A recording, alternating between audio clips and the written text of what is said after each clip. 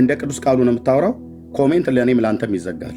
ኮሜንት ዝጉ ወገኖች፣ ሞዴሬተሮች ካልሆነ እኔ ዘጋው። ኮሜንቱን አትዝጉት። ፌር ለመሆን ሞክር ብራዘርዬ። የለም ኮሜንት ተዘግቷል።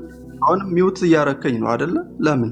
እኔ አላረኩም። አሁን ሰማይን ያልኩ ኮሜንት ኦፍ ይሆናል።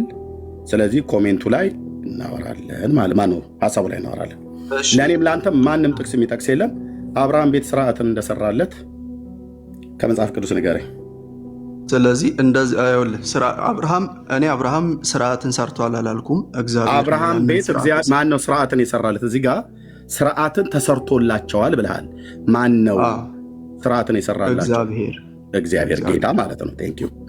ይሄ ክፍል የትኛው ክፍል ላይ ነው የሚገኘው?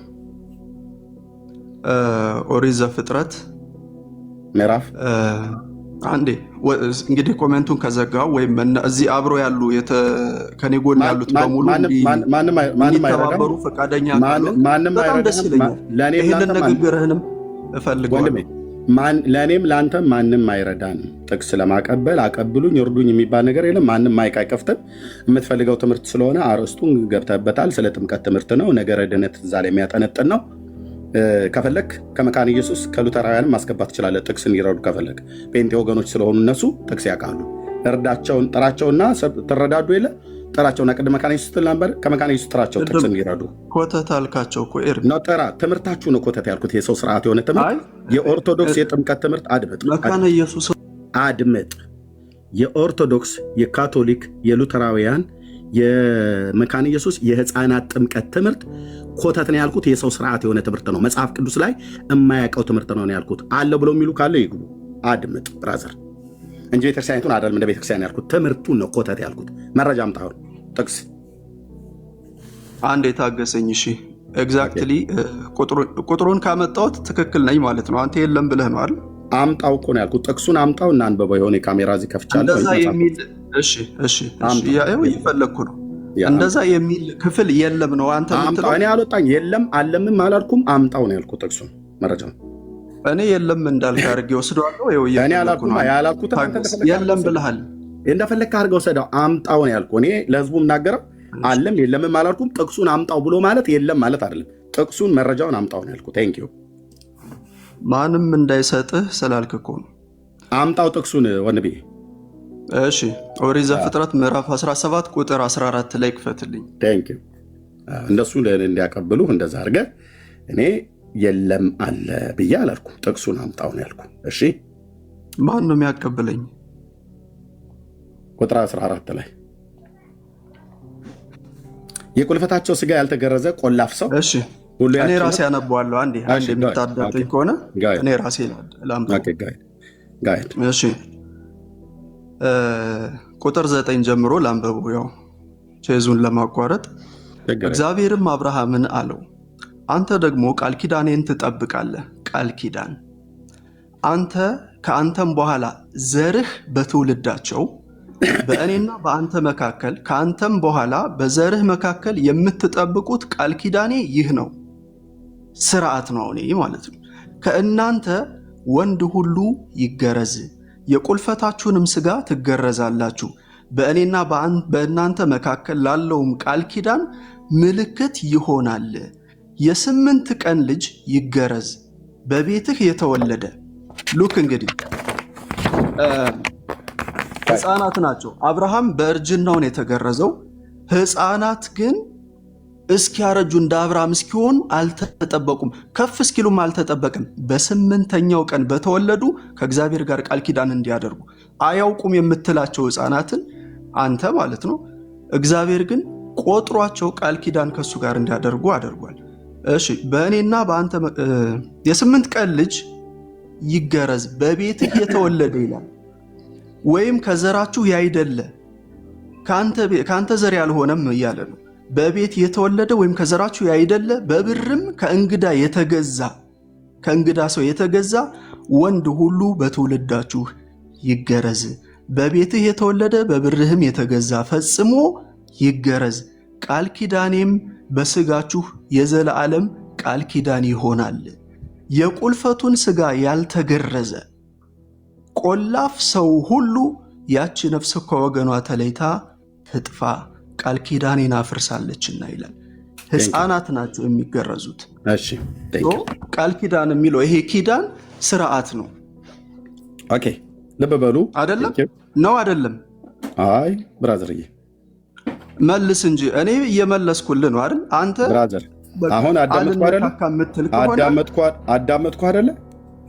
አዳመጥ እኮ በትክክል አዳመጥ። እኔ ስጠይቅህ ደግሞ እየመለስክ አይደል? ጥያቄና መልስ አይደለም። አዳመጥኩ አይደል? አንተ ባነበብከው ክፍል ላይ እኔ ጥያቄ የምጠይቅህ መልስ ብለህ ያመጣኸው አንተ ነህና አንተ ባመጣኸው ነገር ላይ አንተ አይደለም እኔን የምጠይቀኝ። እኔ ባልጠቀስኩት ጥቅስ አንተ አይደለም የምጠይቀኝ። እኔ ልፍቀድልህ ሄድ። ቆይ ግድ የለም አሁን ጫወታው ከዚህ በኋላ ሲከርዩ ወንድሞች እናቶች ደስ እያለኝ።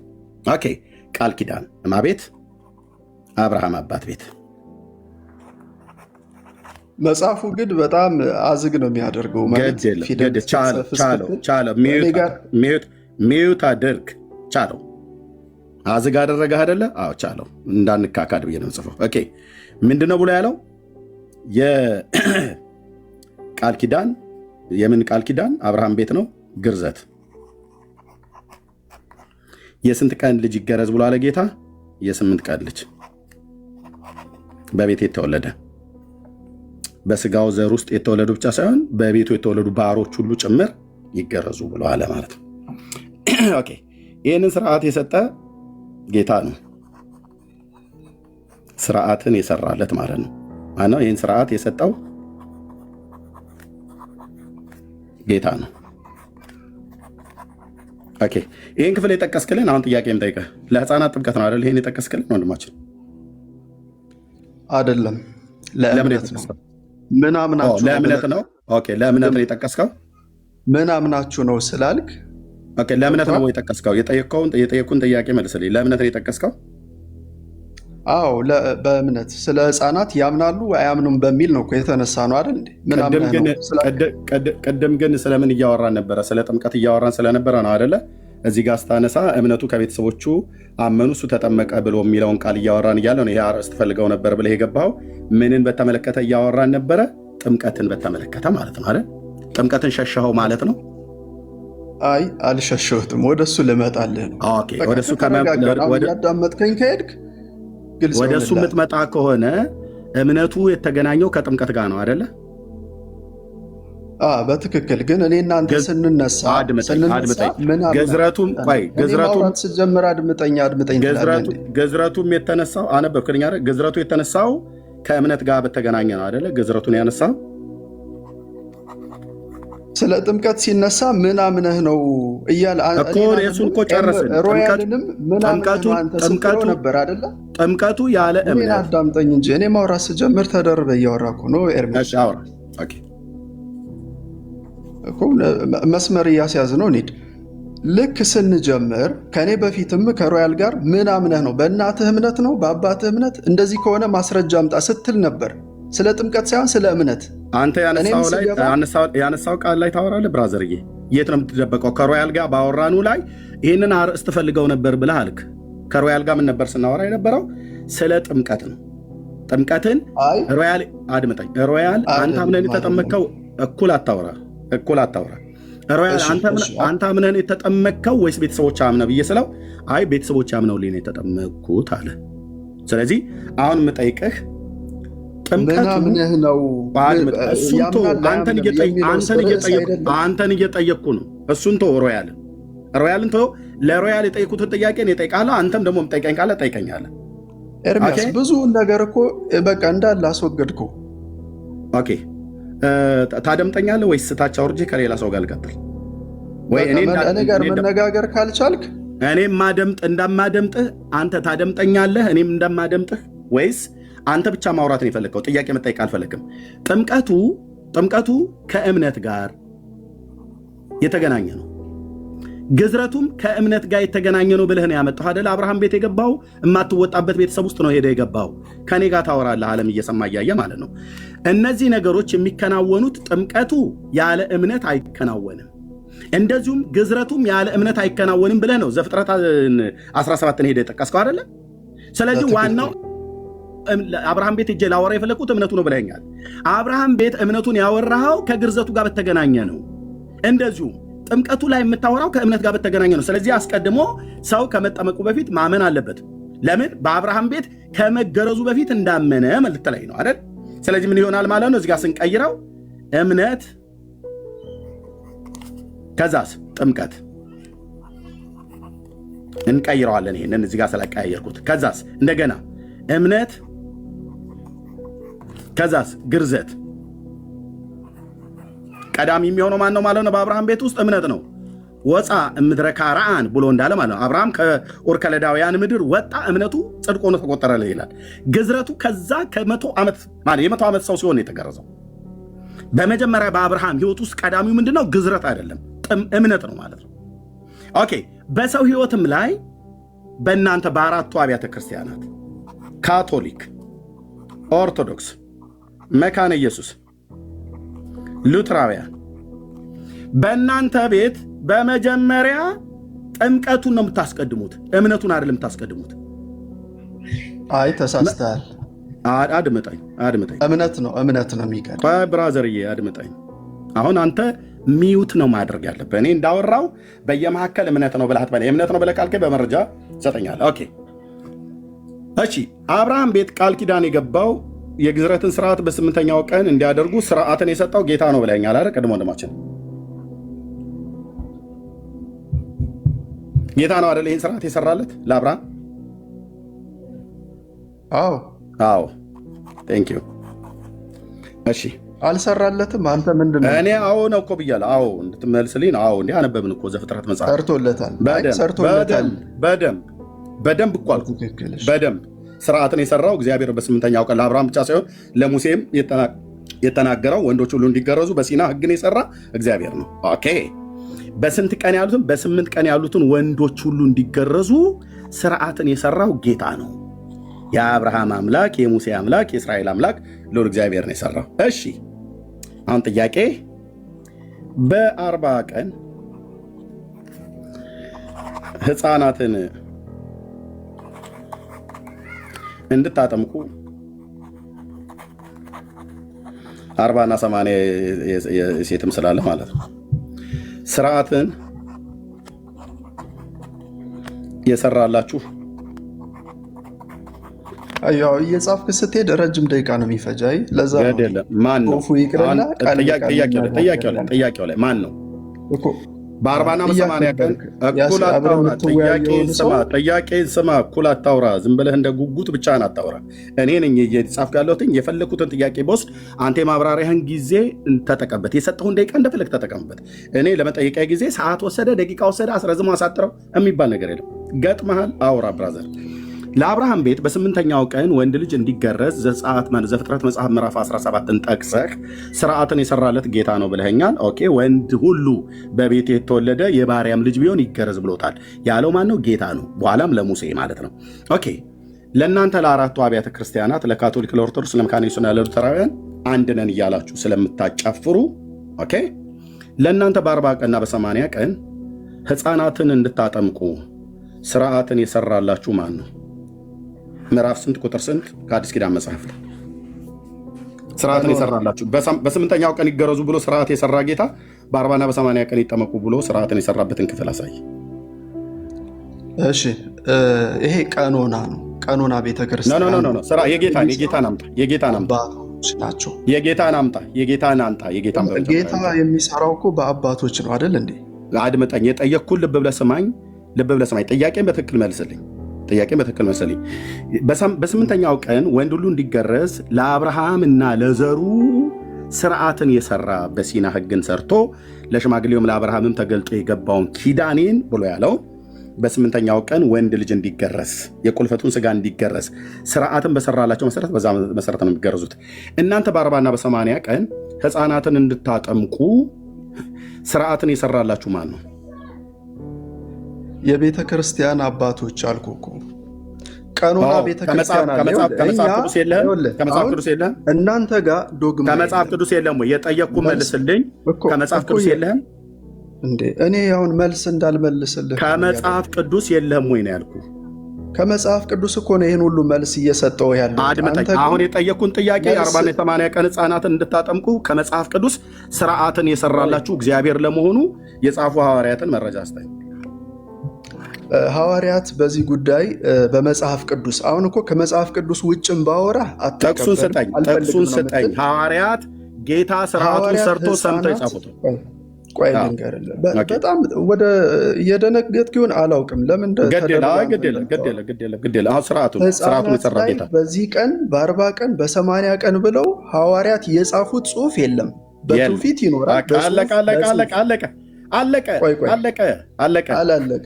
አለቀ። ብራዘር አንዴ አድምጠኝ። የህፃናት ትምህርት ነው። ምን ማለት ነው? የለም። ከዛስ ምንድነው? ትውፊት ነው አለ። ትውፊት ምንድነው? በኤርሚያስ እኔን እንደምትመልስ አትፈልግም እንደ ኤርሚያስ ኮተት ለስድቡ ትደርሳለህ። በቃ ወገኖች ያው አያቸው። አድምጠኝ። ልሰጥህ ነው አንተ ነው የምታወራው። ልሰጥህ ነው ማለት አንተ ነው የምታወራው። የፈለከውን ደቂቃ ወስደህ ከማስወጣህ ብራዘር ልሰጥህ ነው። አውራና ጨርስ። ልብ በሉ። ከመጽሐፍ ቅዱስ የአብርሃምን ዘፍጥረት መጽሐፍ ምዕራፍ 17ን ጠቀሰልኝ። ዘፍጥረት 17ን ጠቀሰ።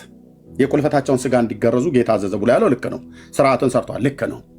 ልክ እንደዚሁ በ8ኛው ቀን ይገረዙ ብሎ እንዳለው ጌታ በአዲስ ኪዳን የአብርሃም አምላክ ሰው ሆኖ መጥቶ በምድር ላይ ባስተማረበት ጊዜ በ40 ቀንና 80 ቀን ህፃናትን አጥምቁ ብሎ ስርዓትን አልሰራም። በአዲስ ኪዳን ቤተክርስቲያን ስርዓትን አልሰራም። በ40 ቀን ሰውን አጥምቁ ብሏል። ያመኑትን እንድናጠምቅ ወንጌልን እንድንሰብክ ነው የላከን። ወንጌልን ሰብካለን፣ ከዛ ያመኑትን እናጠምቃለን። ይህን ስርዓት ጌታ ሰርቷል። የ40 ቀንና የ80 ቀን ህፃን ልጅ ግን አጥምቁ ብሎ በአብርሃም ቤት ስርዓትን ቀንና ስርዓትን ሰርቶ የሰጠ ጌታ በአዲስ ኪዳን የሰጠው ሐዋርያቱ የጻፉት የለም ማለት ነው። ከዛ ውጪ እነዚህ 4 አብያተ ክርስቲያናት ኮተት ነው የሚያስተምሩት። ማለት ትውፊት ብሎ የሚል ማንንም ይጠራው ሄሬኒዮስ፣ አግናጢዮስ፣ ሱሱኒዮስ ይላል። ኮተት ማለት ነው። ከሐዋርያቱ አንድ የምጠራው የለም። ሐዋርያቱ ዝም ባሉበት ላይ አንተ የፈለግከውን የቤተ ክርስቲያን አባት ብትጠራ ኮተት እላለሁ።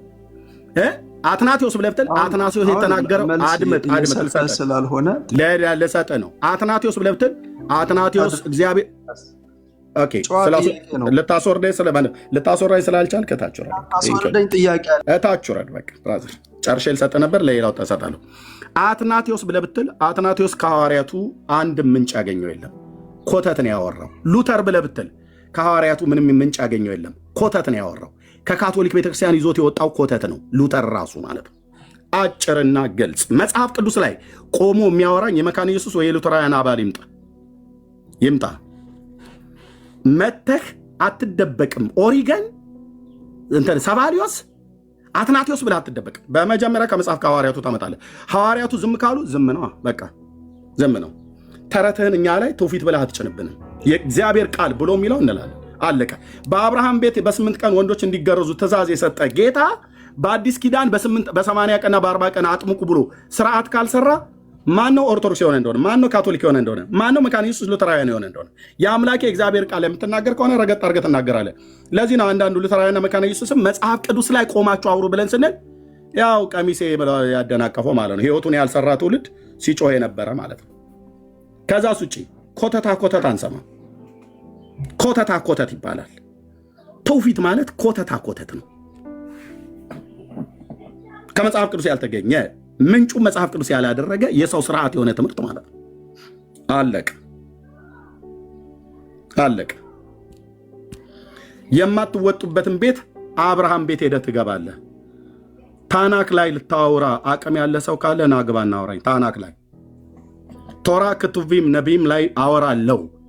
እሱ ማለት ስለ ጥምቀት ነው ብሎ የሚል ሰው ካለ ይምጣ። ኮሜንታሪ ሳታገላብጥ እዚሁ መተህ ወይ ታገላብጠኛለህ ወይ ያገላብጣለሁ ማለት ነው። ኑ ቴዎሎጂያን የሆናችሁ በተለይ ህፃናት አጥማቂያንን ብላችሁ የአብርሃምን ቤት የምትጠቅሱ ሰዎች ስርዓት የሰራው ካለ አሳየኝ። የአብርሃም አምላክ እኮ ነው ሰው ሆኖ የተወለደው። ስርዓት ሰራ? አልሰራም። በቃ ሰጠው እኮ ብራዘር ተክሌ እታችሁ ረድ። በቃ የለም ብለህ ዘግታል። አለቀ። የለም። በ40ና በ80 ቀን ጌታ ህፃናትን እንድናጠምቅ ስርዓት የሰራላችሁ እንድታጠምቁ ስርዓት የሰራላችሁ ማን ነው አልኩት። ከሐዋርያት ጥቀስልኝ። የለም እንደዛማ አላሉም አለ። ከዛስ ተውፊት ነው አለ። ተውፊት ምንድን ነው? ኮተታ ኮተት፣ ኮተታ ኮተት፣ ቆንጅዬ ኮተታ ኮተት። ስለዚህ ኮተታ ኮተትን እናራግፍላለን ማለት ነው። ቅዱስ ቃሉ ካላለ አላለም፣ አለቀ። ማንንም አልቀበልም። ማንንም እኮ አልኩህ አልቀበልም። ሉተር ብለህ አልከኝ፣ ጥግ አስይዘዋለሁ፣ ዳር አስይዘዋለሁ። አልቀበልም። እኔም ማምነው ኢየሱስን ነው። እኔም ማምነው ቅዱሳት ሐዋርያትን ነው። የቤተክርስቲያን አባቶች ባምናቸውም እንኳን እንደ ቅዱስ ቃሉ ያልተናገሩትን አልቀበልም። መዝገቡ ወደ መዝገብ ቤት ይመለሳል። ዘግተው ነው ማለት ነው። ካለ ይምጡ። አንድ ነን ብለው ሲሉ የነበሩት ማለት ነው። አንድ ነን ብለው ሲሉ የነበሩት ማለት ነው። ያው ዘላለም ብታለቅሱ የምታለቅሱት አራቱ ቤተሰብ ነው። የቆርኔሌዎስ ቤተሰብ፣ የሊዲያ ቤተሰብ፣ የእስጢፋኖስ ቤተሰብ፣ የወህኒው ጠባቂ ቤተሰብ። በቃ እሱስ ግምት ነው። ምናልባት ሕፃናት ሊኖሩ ይችላሉ። በምናልባት ዶክትሪን ይሰራል እንዴ? በምናልባት ብለህ ጥምቀት ታጠምቃለህ እንዴ?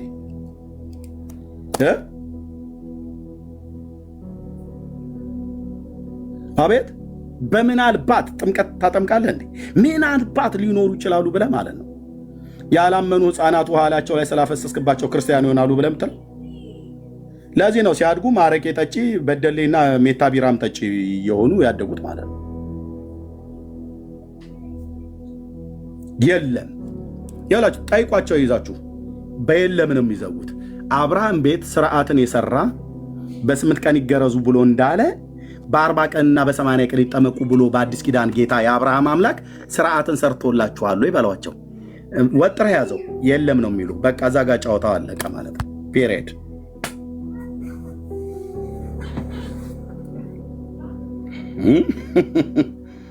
የለም እዛ በሀገራችን ባህል ተልባ ቢንጫጫ በአንድ ሙቀጫ ብለህ ትለዋለህ ማለት ነው። እስኪ ጌታ ኢየሱስ ምስክር ነው። መጽሐፍ ቅዱስ ላይ ቆሞ የሚያወራ ይምጡ።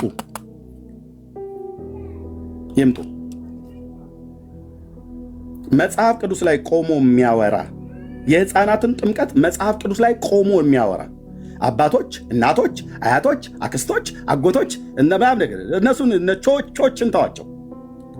ዳር ያዝ በለው። ወረፋ ጠብቅ በለው። ዳር ያዝ ከሐዋርያቱና ከጌታ ከኢየሱስ ክርስቶስ ከቀደሙት የብሉይ ኪዳን ነቢያት የአብርሃምን ስጠቅሱ አታፍሩ። ጥምቀትን ለማጽደቅ አብርሃም ቤት ሄደህ ትጠቅሳለህ። የጥምቀት ስርዓት ያልተሰጠውን አባት፣ የግርዘት ስርዓት የተቀበለውን አባት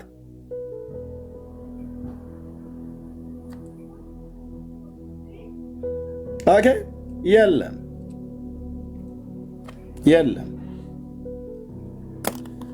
እና ሐዋርያው ጴጥሮስን የቀደሙ ሐዋርያትን እነሱን አይጠቅሱም። ከዛ አባቶች ብለው መጥቶ ይወተፍልኛል ማለት ነው።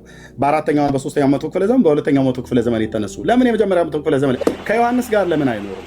ዮሐንስ ከተናገረው ቃል ጋር የማይስማማ ከሆነ ልብ በሉ።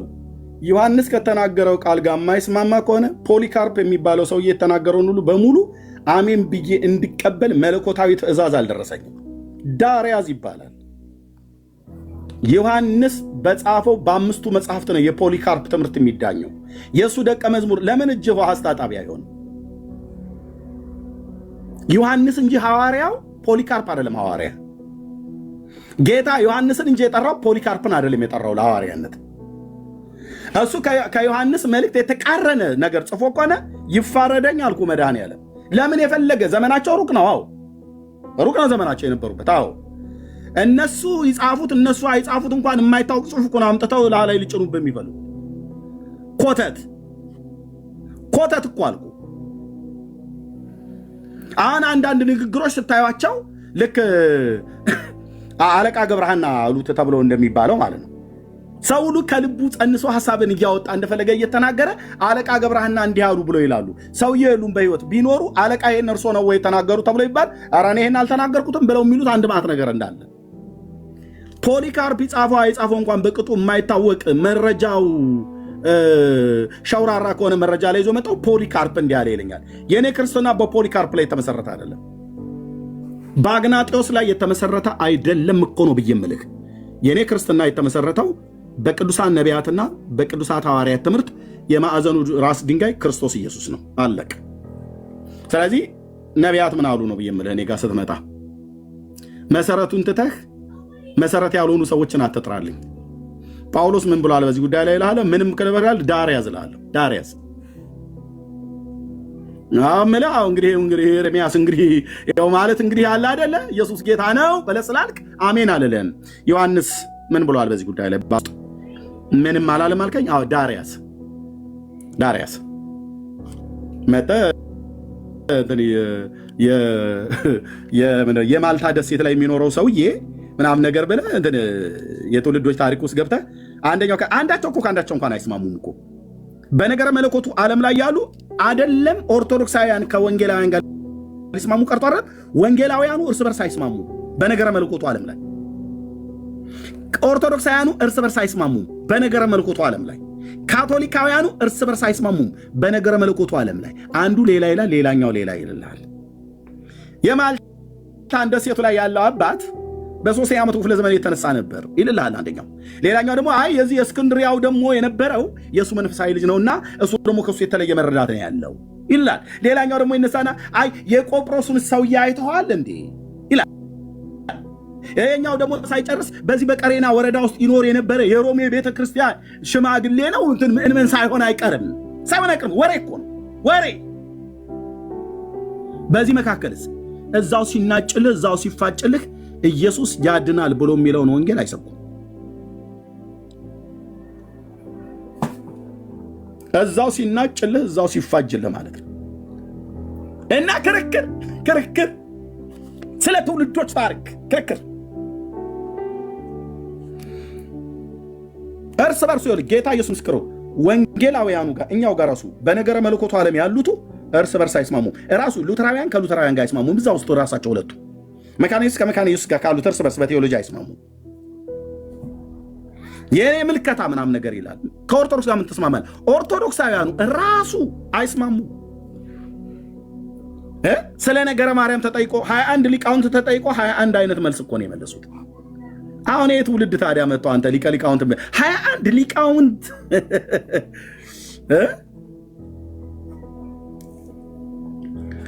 21 ሊቃውንት ተጠርቶ በነገረ ማርያም ላይ ጥንተ አብሶ አለባት የለባትም?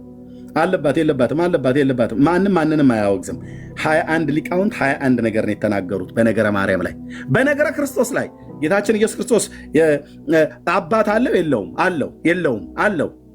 የለውም ብያለሁ። አለው። ፍጡር ይባላል በሥጋው አይባልም? ይባላል። አይባልም? ማን ብሎ የሚለው? ካቶሊክ እና ኦርቶዶክሱ ራሱ እየተናጨለ ነው።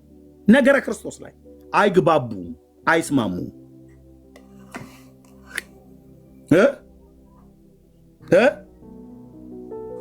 አቤት ኦርቶዶክስ ራሷ በክርስቶስ ላይ አትስማማም። ኢየሱስ ክርስቶስ አምላክ አለው የለውም? አለው።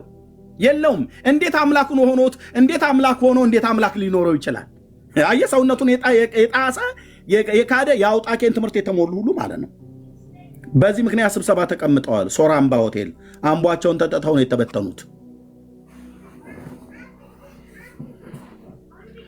የሐዋርያቱ ትምህርት ዝም ባለበት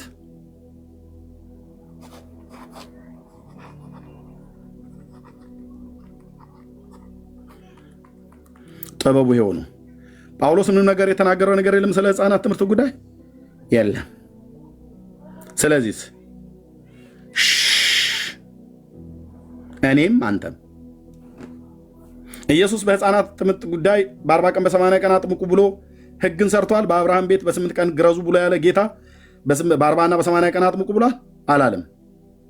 አላለም። ስለዚህ ዝም በል እኮ ነው በየምልህ ተረትን ኮተትን ትውፊት ብለህ አትምጣ። ዝም በል።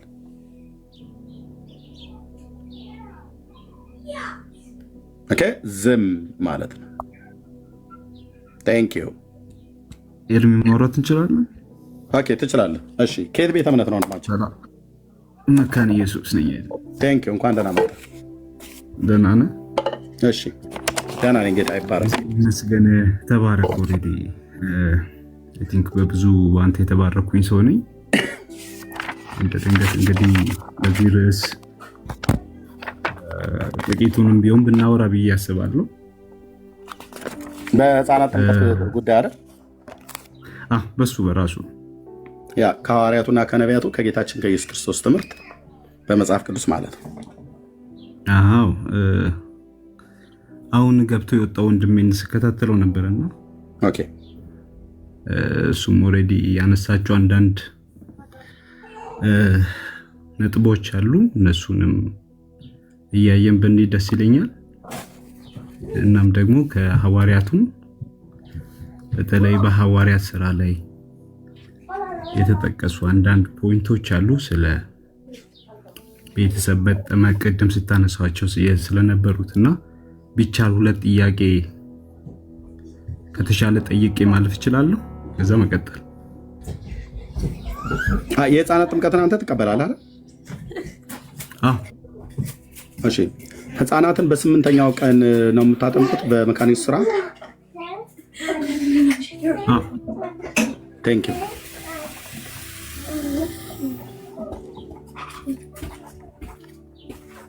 ኤርምሻዬ ምናልባት እሺ ወንድም ከመካነ ኢየሱስ ነኝ ስላለ ያ ከኦርቶዶክስ እና ከካቶሊክ የነሱ እምነት ስለሚለይ ስለመጣ አንዳንድ ነገሮችን ማንሳት አለብን። ትችላለህ። ጠይቀው። ልክ ነህ። እኔም ልጠይቀው ነበር። ጠይቀው ወንድምነት። ያ መካነ ኢየሱስ በህፃናት ጥምቀት መጽሐፏ ላይ ወይ ደግሞ የጥምቀት መጽሐፏ ላይ ጸጋና እምነት ከእግዚአብሔር የሚሰጥ ነፃ ስጦታ ነው ብላ ታምናለች። ልክ ነው? ልክ ነኝ? ልክ ነው። ጸጋም እምነትም ከእግዚአብሔር የሚሰጥ ነፃ ስጦታ ነው ብላ ታምናለች። እሺ ጸጋና እምነት ከእግዚአብሔር የሚሰጥ ነፃ ስጦታ ከሆነ ጸጋንና እምነት በምን በኩል ነው ሰው መቀበል የሚችለው? እሺ ጥያቄ ግልጽ እንዲሆንልህ ለምሳሌ እኛ እምነት ስጦታ ነው ብለን አናምንም፣ ጸጋውን ነው በእምነት የምንቀበለው ብለን ነው የምናምነው። እናንተ ደግሞ ጸጋም እምነትም ስጦታ ነው ብላችሁ ስለምታምኑ በምን በኩል ነው ጸጋና እምነትን የምትቀበሉት? ኦኬ በሌላ እንትን ነበር የገባሁትኝ። እሺ ጸጋም ኦልሬዲ ጸጋ ስጦታ እንደሆነ እንቀበላለን፣ አሳቢያተ እንቀበላለን። ግን እምነት ነው አሁን የሚለየው። እምነትን ከእግዚአብሔር ነው የምንቀበለው። ምንም ይህንን ስንል ምንም የኛ ድርሻ ከእምነት አንስቶ ጸጋም አንስቶ የኛ የሚባል ድርሻ የለም። እምነትንም እግዚአብሔር ነው የሚያምንላችሁ። እግዚአብሔር ነው የሚያምንላችሁ። የሚያምንልን ሳይሆን እግዚአብሔር ነው የሚሰጠን። እኮ ሰው ማመን አይችልም። ኦልሬዲ ሙት ስለሆነ ማመን አይችልም ብላችሁ ስለምታምኑ ታዲያ እምነትንና ጸጋም በምን በኩል ነው የምትቀበሉት? ሰው በምን በኩል ነው መቀበል የሚችለው? እሺ ጥቂቱን እስቲ ከገላትያ ላይ እኔ ገላትያ 3:4 ላይ እኮ በምን በኩል እንደምትቀበሉ ንገረኝና ከዛ ጥቅስ ላይ እንሄዳለን። በምን በኩል ነው የምትቀበሉት? ጸጋውንና እምነትን በምንድን ነው የምትቀበሉት? በምንድን ነው የምትቀበሉት ማለት ለምሳሌ እኛ ኤፌሶን መልእክት ላይ ጳውሎስ እንደጻፈልን ጸጋውን በእምነት ነው የምንቀበለው። የእግዚአብሔር ነፃ የሆነው ስጦታ በእኛ እምነት እንቀበላለን። እናንተ ደግሞ እምነትም ጸጋም የእግዚአብሔር ስጦታ ነው ብላችሁ ስለምታምኑ ጸጋውንና እምነትን በምንድን ነው የምትቀበሉት? የሰው ልጅ በምን ነው የሚቀበለው? ወይስ መቀበል አያስፈልግም? መቀበልማ ግድ ነው። አይ ቲንክ እኔ አሁን ሳስበው እምነት በእኔ አረዳድ እምነትም ቢሆን ስራ ድነት ከእግዚአብሔር ዘንድ እስከሆነ ድረስ የድነት ጀማሪውም ፈጻሚውም እግዚአብሔር እስከሆነ ድረስ በዚህ ድነት የሚመጡትን ነገሮች በሙሉ ከእግዚአብሔር ነው የምንቀበለው። በምን በኩል ነው? በምንድን ነው? ኢንስትሩመንቱ ምንድን ነው? መቀበያው ምንድን ነው? ጥያቄ ኢንስትሩመንት አይዶን አልገባኝም። ሀሳብ ግን የኔ ሀሳብ ምንድን ነው እዚህ ጋር ያለው? እንደዚህ አድርግለት ወንድምነት፣ በቃ እንደዚህ እንዲገባው ስትጠመቁ በ8 ቀን በመካነ ኢየሱስ ቤተክርስቲያን ስርዓት ህፃናት ሲጠመቁ ምንድን ነው የሚያገኙት በመጠመቃቸው? አይ ቲንክ እንደዛ ይሻላል ይመስለኛል ወንድምነት፣ አልገባኝም ብሎ ስላለ። እሺ እንደዚህ ላድርግ። ቆይ አንድ ይሄ ፖይንት እንዲመለስ የሰው ልጅ በእናንተ አስተምሮ ድኖ ነው የሚያምነው ወይስ ከመዳኑ በፊት ነው የሚያምነው? ድኖ ነው የሚያምነው ወይስ አምኖ ነው የሚል ነው? በመካነ ኢየሱስ ወይ በሉተራን አምኖ ነው ካመነ በኋላ ነው የሚድነው ወይስ ድኖ ነው የሚያምነው? አምኖ ነው የሚድነው። አምኖ ነው የሚድነው። የስ እሺ ማስረጃ ሰጠኛለህ። እኔ ደግሞ እንዳልሆነ ማስረጃ ሰጥሃለሁ። አንተ አምኖ ነው የሚድነው ብለኸኛል። እምነት ራሱ ስጦታ ነው ብላል አይደል? የእግዚአብሔር ስጦታ ነው። እምነት ስጦታ። ምክንያቱም ያለ እምነት መዳን እንችላለን። ቆይ ስማኝ። በሉተራን ወይ በመካነ ኢየሱስ ሙት ወይ ደግሞ ሙታን ማመን አይችሉም ብላችሁ ታምናላችሁ አይደል? ልክ ነኝ አይደል? አዎ። ስትል ምን እያልክ እንደሆነ እንዳቅ ነው። አንድ ሰው እኛ ለምሳሌ ከፍጥረታችን የቁጣ ልጆች ነበርን ይላል እና ሙታን ነበርን። ሙታን ያምናሉ ትላላችሁ እናንተ? ሙታን አያምኑ። ኦኬ፣ የማያምን ከሆነ አምኖ አይደለም ማለት ነው የሚድነው ያ ሰውዬ ማለት ነው። ግን እምነቱ የሚሰጠው እግዚአብሔር ነው። ገብቶኛል እኮ ከዳነ በኋላ ነው የሚያምነው ማለት ነው። ከዳነ ሙታን አያምኑም አልከኝ አይደል? ከፍጥረታችን የቁጣ ልጆች ነበርን፣ ሙታን ነበርን አይደል? አይደለማ። ይኸውልህ እኔ ቅድም ስለ የነበረው ምንድን ነው አሁን የኔ ፖይንት እዚህ ላይ ያለው ፖይንት ምንድን ነው? ሰው ልጅ ምንም ከራሱ የሆነ ድርሻ የለውም ድነት ላይ እኮ ገብቶኛል እኮ። አሁን ለምሳሌ ምንም የራሱ ድርሻ የለውም ከእምነት አንስቶ እኮ። አስቀድሞ ሙት ነው አይደል? አንድ ሰው ሙት ነበር ማለት ነው ከማመኑ በፊት የእግዚአብሔር ልጅ ከመሆኑ በፊት አይደል? የእግዚአብሔር ልጅ ከመሆኑ በፊት ሙት ነው አይደለ?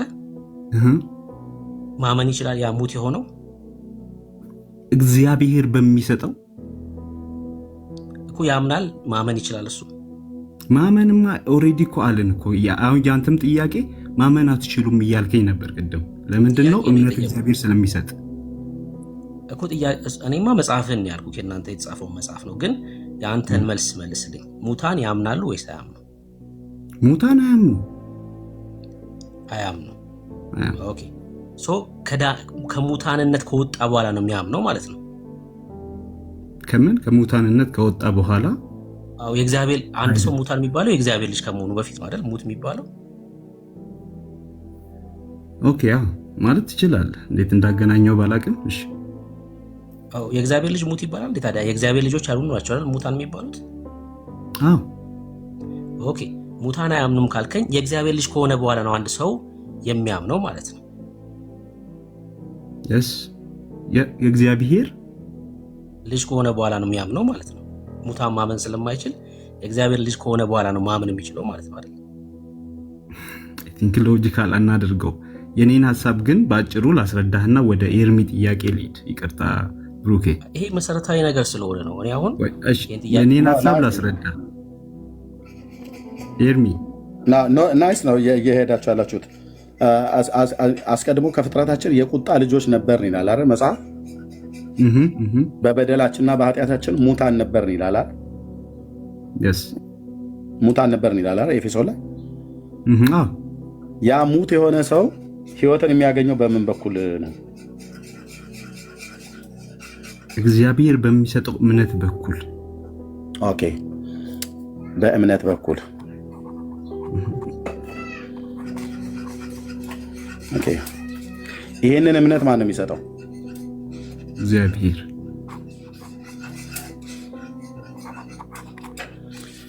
ይህንን እምነት ያ ሰውዬ ሲቀበል ከጌታ በምን በኩል ነው የሚቀበለው?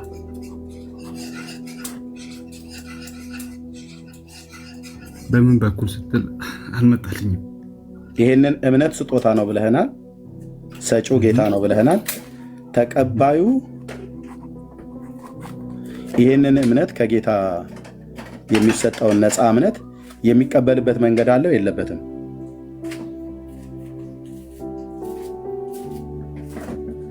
ኦኬ፣ የሚቀበልበት መንገድ አለው የለውም? ኦልሬዲ እዚህ ጋር ግልጽ አይደለም፣ ግን ግልጽ ነው ወንድማችን እንደሚ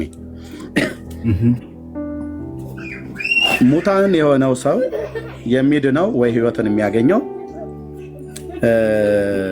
በእምነት በኩል ነው ብለህናል። ይህንን እምነት የሚሰጠው ጌታ ነው ብለህናል። ይህንን እምነት ጌታ ለዚህ ለተቀባዩ ሰው የሚሰጠው በምን መንገድ ነው? ቅዱስ ቃሉን ሲሰማ ነው ይህንን እምነት የሚቀበለው ወይም ምን ሲያደርግ እግዚአብሔር ራሱ በሚሰጠው እኮ እንዴት አድርጎ ነው የሚቀበለው? ሰውየው ሰጪው እግዚአብሔር ነው። እንዴት አድርጎ ነው ሰውየው የሚቀበለው? በምን በኩል ነው የሚቀበለው? አዘ ኢንድ ኦፍ ዘ ዴይ ድነታችንን ነው አይደለም እናረጋግጥ። ኖ በምን በኩል ይሄንን እምነት የሚቀበለው? ኦልሬዲ እምነቱ የሚሰጥ ነው አልኩኝ እኮ። ለምን እኮ ሰጪው ጌታ ነው። ልክ ነው። እምነቱ የሚሰጥ ነው። ሰጪው ጌታ ነው። ተቀባዩ ሰውዬ በምን በኩል ነው የሚቀበለው? ከጌታ ይሄንን እምነት የሚቀበለው ከጌታ በምን በኩል ነው? በምን መንገድ ነው? ለእኔም ግልጽ አይደለም፣ ግን ግልጽ ነው ያለው እምነት በምን መንገድ ነው የሚገኘው? እምነት ከምንድን ነው ይላል ቅዱስ ጳውሎስ? እምነት ከምንድን ነው ይላል? እምነት ከመስማት ነው። ከመስማት። መስማትስ እንደምንድን ነው? ከእግዚአብሔር ቃል ነው። ከእግዚአብሔር ቃል ነው።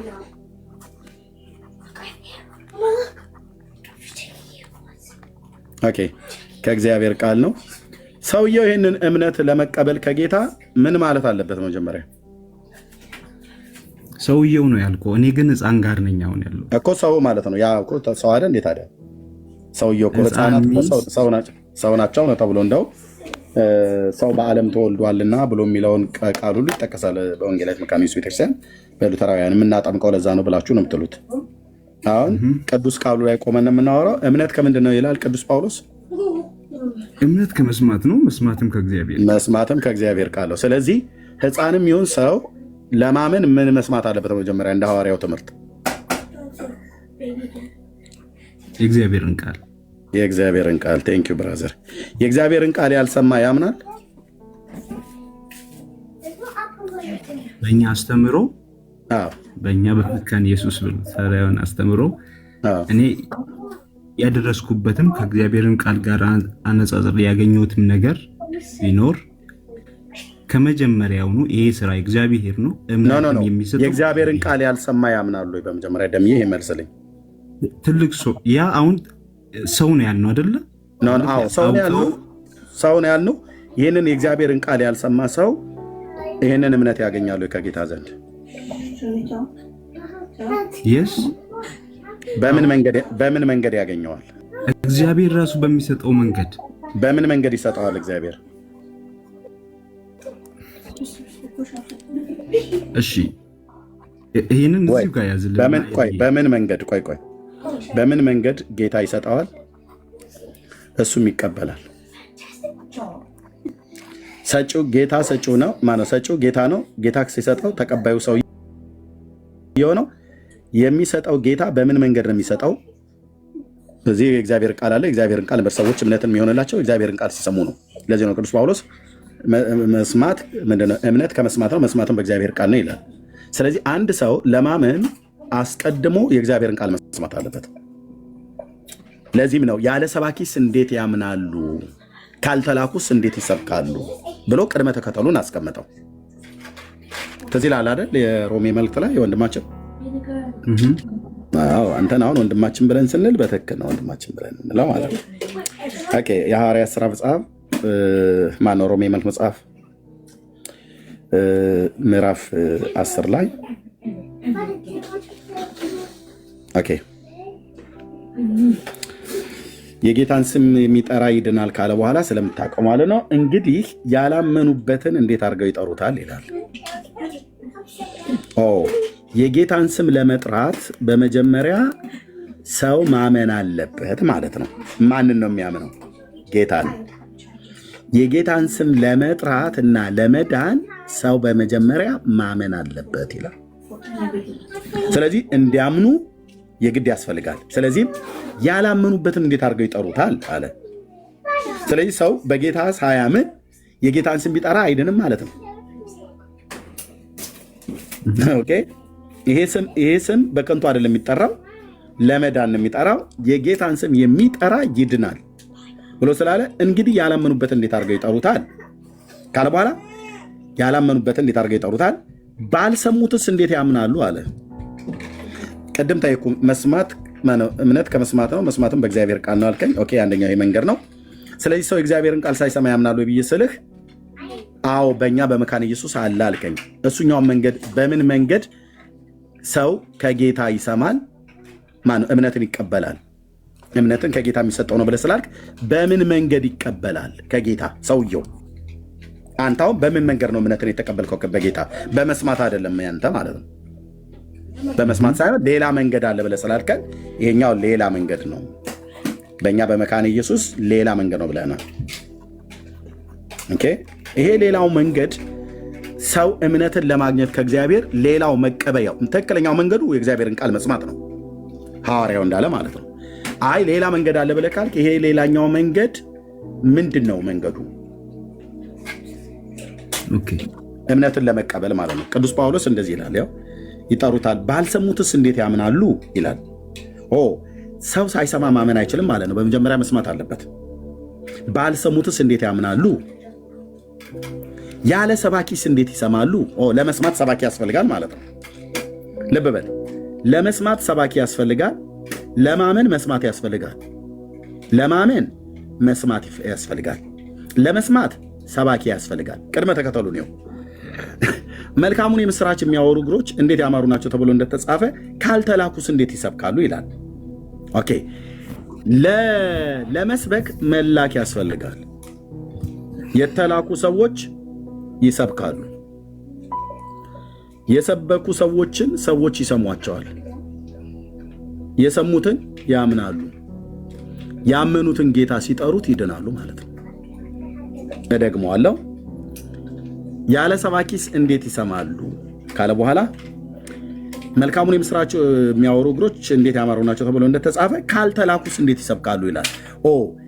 ሰዎች አምነው እንዲድኑ ሰባኪዎች መላክ አለባቸው ማለት ነው። ላኪ አለ። ካልተላኩ እንዴት ይሰብካሉ ይላል።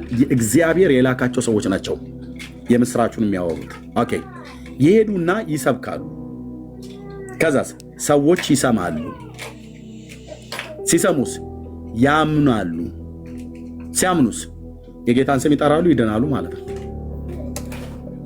አሁን አንተ ሌላኛው መንገድ አለ ብለህናል። እስኪ ሌላኛው መንገድ አሳየን። እምነትን ከእግዚአብሔር የምትቀበሉበት ከእግዚአብሔር ቃል ከመስማት ብቻ ነው። በትልቁ አድርገኝና አንድ ነገር ላሳያችሁና ከዛ ሐሳብ እንደሆነለት በምን መልኩ እንደሚቀበሉ ከዛ ቀጥሉ እናንተ ላሳየ።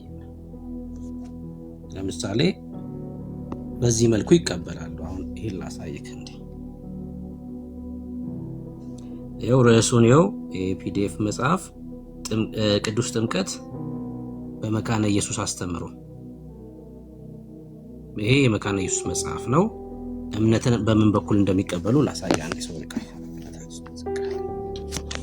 እሺ አሁን እንደገና ላሳያችሁ ራሱ መጽሐፍ እንደሆነ ማለት ነው። ቅዱስ ጥምቀት በመካነ ኢየሱስ አስተምሮ 4ኛው ገጽ ላይ እንሄድና ላሳያችሁ። ገጽ 4 ይኸው ገጽ 4 እዚህ ጋር ከፍ እናደርገዋለን። ገጽ 4 እሺ ምን ይላል እዚህ ጋር? እምነት እንደ ስጦታ ይላል። በደንብ ይርሚ ደሜም እንደዛው እምነት እንደ ስጦታ ይላል። ሉተራውያን እምነት የእግዚአብሔር ስጦታ እንጂ የሰው ውሳኔ እንዳልሆነ ያስተምራሉ። ሰው መወሰን አይችልም፣ ወስኖ ማመን አይችልም ይላሉ። ምን ብለው ነው የሚያምኑት? ያው ሉተራውያን እምነት የእግዚአብሔር ስጦታ እንጂ የሰው ውሳኔ እንዳልሆነ ያስተምራሉ። ስለዚህም ሰው መወሰን ስለማይችል የእግዚአብሔር ስጦታ እንጂ ሕፃናት እንኳ ይህን ስጦታ በጥምቀት ሊቀበሉ ይችላሉ። ኤፌሶን 2:8-9 ድረስ ምን አልኩ? ይህን የእግዚአብሔር ስጦታ እምነትን ሕፃናት እንኳን በጥምቀት በኩል ሊቀበሉ ይችላሉ። ኤርሚ መቀበያው ምንድን ነው እያለ በተደጋጋሚ የሚጠይቅህ ይሄን ነው። ሕፃናት አሁን እምነትን ልክ ሲጠመቁ እምነትን ነው የሚቀበሉት እያለን ያሉት። ጥምቀቱ ያድናል ሳይሆን የሚቀበሉት እምነት፣ በጥምቀት በኩል የሚቀበሉት እምነት ያድናል ብለው ነው የሚያምኑት። እምነት እንደ ስጦታ፣ ሉተራውያን እምነት የእግዚአብሔር ስጦታ እንጂ የሰው ውሳኔ እንዳልሆነ ያስተምራሉ። ስለዚህም ሕፃናት እንኳ ይህን ስጦታ በጥምቀት ሊቀበሉ ይችላሉ። ቀጥሎ የሰው ነጻ ፍቃድ የለበትም ማለት ነው። ግዴታ ተጭኖባቸው ሁሉ ጭምር ነው። የለም ነጻ ፍቃድ አለ ብለው ያምኑ እኮ ይህንን አሁን የተጠቀሰው ከኤፌሶን መልእክት መጽሐፍ ምዕራፍ 2 ቁጥር 8 ጋር ምንም የሚያገናኘው የለም። ኤፌሶን 2:8 የምናውቀው ጸጋው በእምነት አድኗችኋል ነው ብሎ የሚለው። ኦኬ ይህንን እምነት ሰው አሁን እንትኖች ራሱ አላቸው ማለት ነው። እስላሞች ሁሉ አላቸው ማለት ነው። በዚህ ትምህርት መሰረት አይደል የሰው ዘር ሁሉ አለው አይደል ብሩኬ? አያችሁ የሰው ዘር ሁሉ አለው። እስላሞችም አላቸው ይህ እምነት ማለት ነው። ማመን አይጠበቅባቸውም። እስላሞች ኦልሬዲ ጌታ ሰጥቷቸዋል። ቡዳዎች ማመን አይጠበቅባቸውም። ኦልሬዲ ሰጥቷቸዋል ማለት ነው ጌታ። የእነሱ ነፃ ፍቃድ አይጠየቅም ማለት ነው። ለዚህ ነው የሰው ስርዓት ትምህርት ነው ብለን የምንለው የህፃናት ጥምቀት።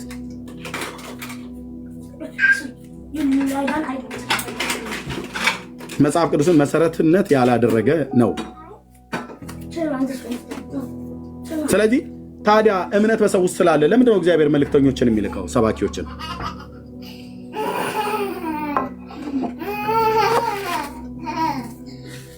ለምንድነው የምስራቹን ቃል እንዲሰብኩ ሰዎች የሚላኩት? ሰው ሁሉ ሲወለድ ይሄ እምነት በውስጡ ከጌታ ዘንድ ተሰጥቶታል ተብሎ የሚታመን ከሆነ በሉተራውያን ለምንድነው ሰዎች የሚላኩት? ለምንድነው ጌታ ወንጌላውያንን የሚልከው የወንጌል ሰባኪዎችን?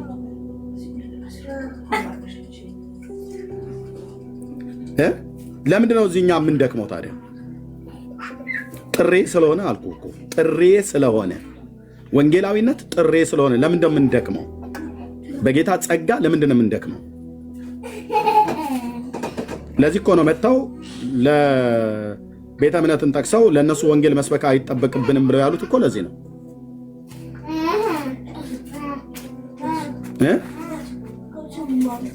የመካነ ኢየሱስና የሉትራውያን አገልጋዮች ነን ብለው የሚሉ ሁሉንም ብዬ ባልልም ለኦርቶዶክሳውያን ወንጌል አይሰበክም፣ ለካቶሊካውያን ወንጌል አይሰበክም ብለው የሚሉት ለዚህ ነው።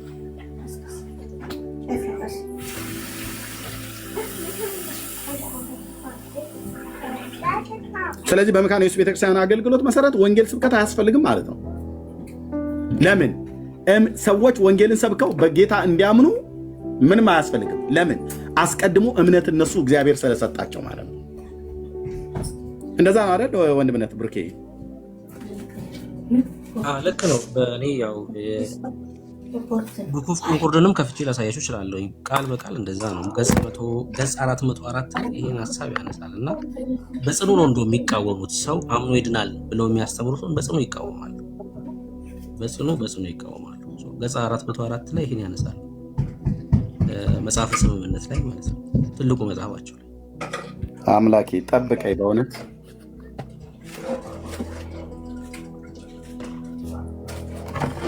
ኖረት ይችላል ትችላለህ።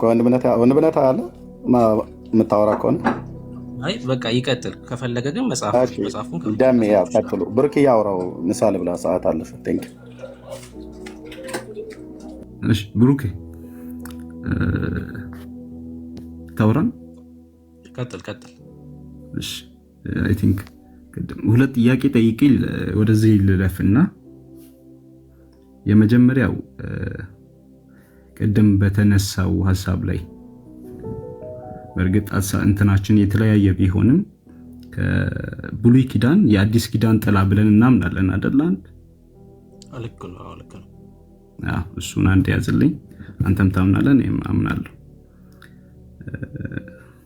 ሁለተኛው ደግሞ እዚህ በ17 ላይ ቀደም ወንድም የጠቅሰው ወጣው ላይ የአብርሃም ቤተሰብን አንስቶ ሲያወራ ነበረ እና ለምሳሌ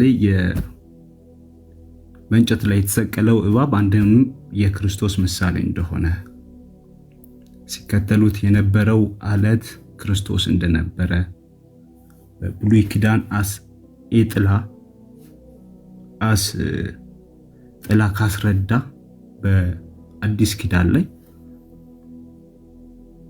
እምነትን ደግሞ አምጥቶ በአዲስ ኪዳን የብሉይ ኪዳኑን ማለት ነው የአብርሃምን ቤት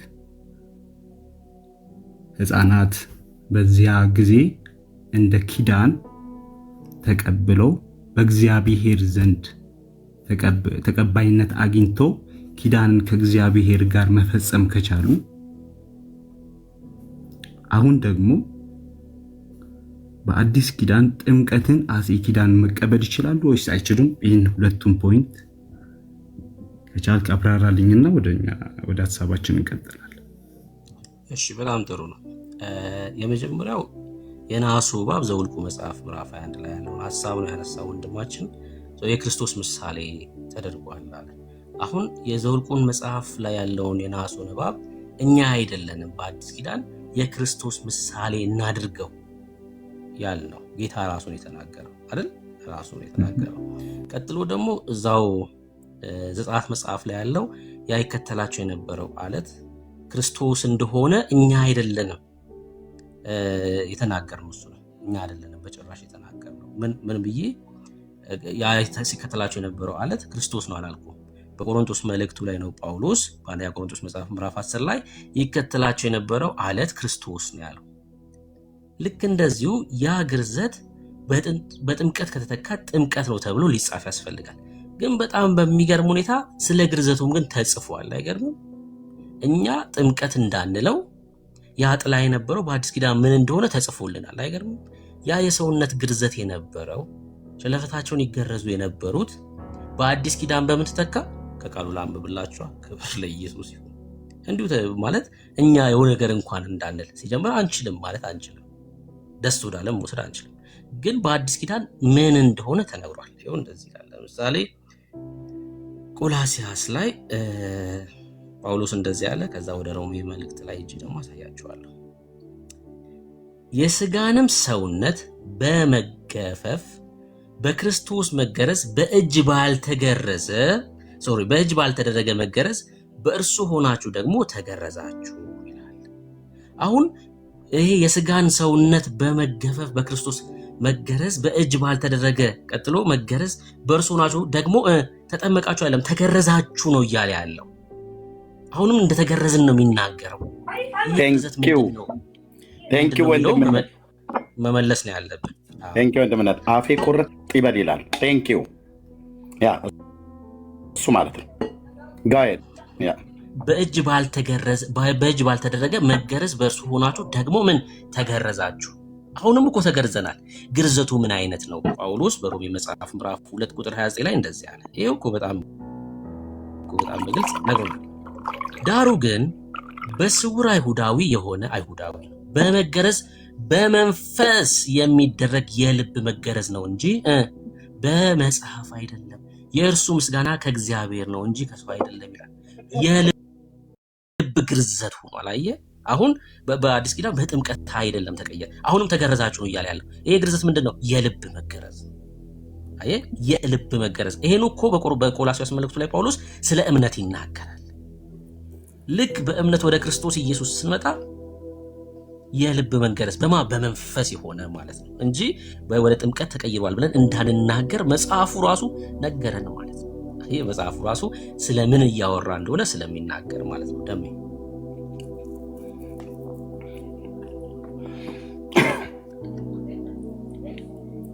ደሜ ሰምተዋል? ሰምቼዋለሁ። ብሉይ ኪዳን ላይ ግርዘት ነበር የሚያወራው። ያ ግርዘት የስጋን ሸለፈት ማስወገድ ነበር። ዘፍጥረት 17 ላይ የቁልፈታቸውን ስጋ ወንድ ልጅ ከቤቱ በገንዘብ የገዛው ባሪያም ሁሉ ቢሆን እንዲገረዝ ለአብርሃም ራሱ ጌታ ነው የተናገረው፣ ለሙሴም ራሱ ጌታ ነው የተናገረው። ይህ ግርዘት በስጋ ላይ የሚደረግ ግርዘት ነበር።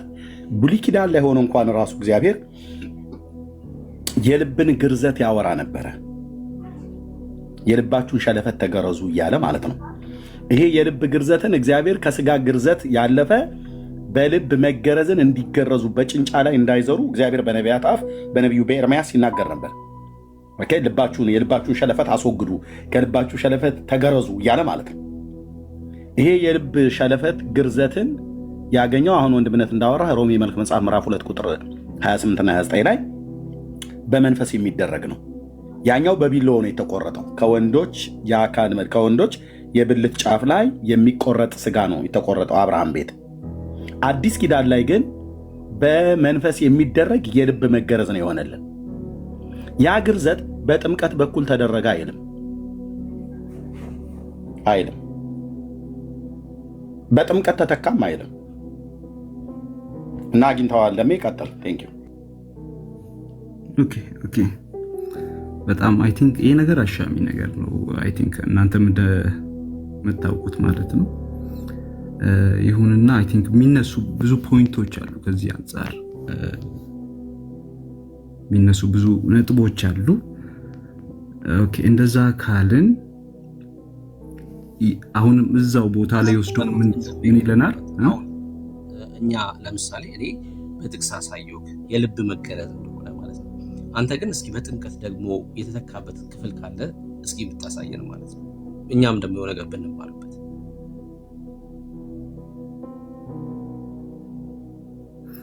ኦኬ በጥቅስ ኦኬ ይቻላል። እሺ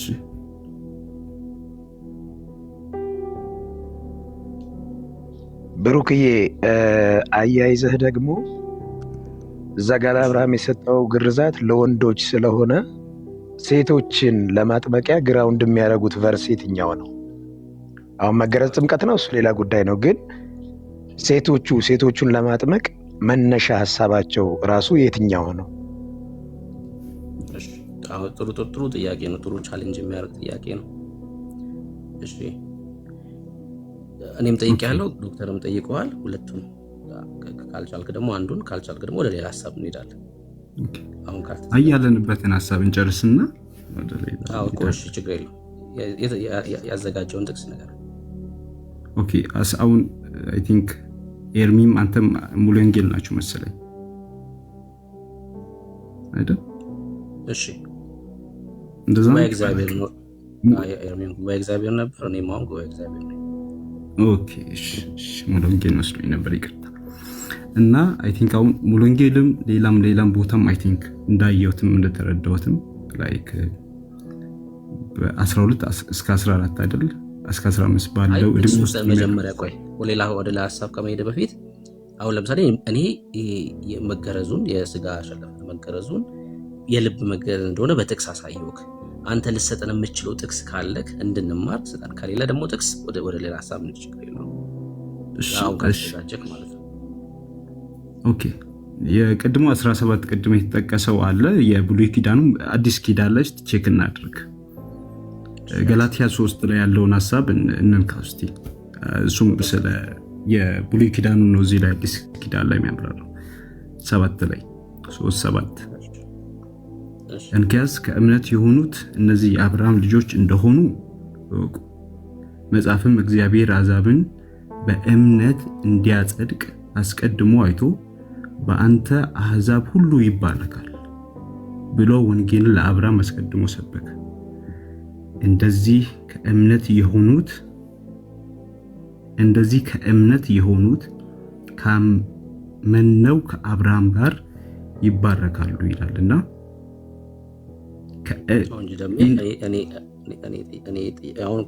እኛን የሚደግፍ ጥቅስ ነው። እኔ ጠየቅኩህ ግርዘት በጥምቀት ተተክቷል የሚል ሀሳብ ካለ ነው በዚህ ክፍል ላይ በጣም የምወደው መጽሐፍ ስለሆነ ብዬ ነው። እሺ ግን ተተክቷል የሚል ልታሳየኝ ነው አሁን እዚህ ላይ ግርዘት በጥምቀት ተተክቷል የሚል? ኦኬ ቀጥታን የፈለግኩ አንተ ኦኬ እንዳልከኝ ቃል በቃልም ባይሆን ሀሳቡን ካሳየልህ ችግር የለውም ንገረኝ። ሀሳቡን ኦኬ እሺ አንደኛ ቆሮንቶስ 10:1-8 ያለውን ሀሳብ ከ1 እስከ 3 እናንብበው።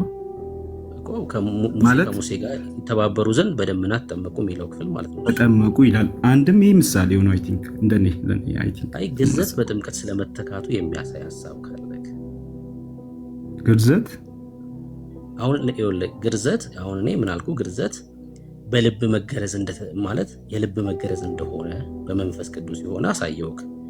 አይ ጥምቀት ነው ምትል ከሆነ በጥምቀት ተክቷል ምትል ከሆነ እሱን ልታሳየኝ ከቻልክ ነው ጥያቄ። ኦኬ አሁን ላይ ለጊዜ የለኝም፣ ግን ተዘጋጅቼ መምጣት እችላለሁ። በቃ ችግር የለውም። እሺ ቀጥል። ሌላ ሀሳብ ቀጥል። ያለው ሀሳብ ምንድነው? ቅድም የጠየኩ ፖይንት ላይ ማለት ነው አስኤ ጥላ የምናስባቸው አሁን የአብርሃምን እንደ ጥላ ነው ያሰብነው አይደለ?